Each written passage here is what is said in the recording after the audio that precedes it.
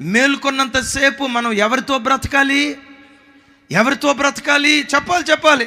ఎవరితో బ్రతకాలి?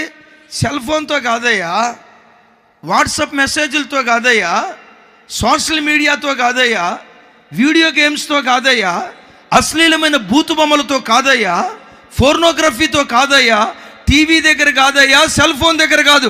ప్రతి క్రైస్తవుడు యేసుతో కూడా బ్రతకాలి. అయ్యా నా వైపు చూడండి, దేంతో బ్రతుకుతున్నావు? సెల్ ఫోన్తోనా? ఫేస్బుక్తోనా? కూర్చున్నా లేచిన సోషల్ మీడియాతో గడుపుతున్నావా? ప్రతి క్షణం నువ్వు దేనితో గడుపుతున్నావు? యేసయ్య మనసు ఏంటో తెలుసా?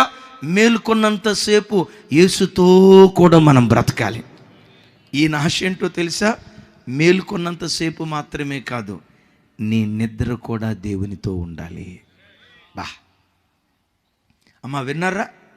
చివరికి నీ నిద్ర కూడా దేవునితో ఉండాలి.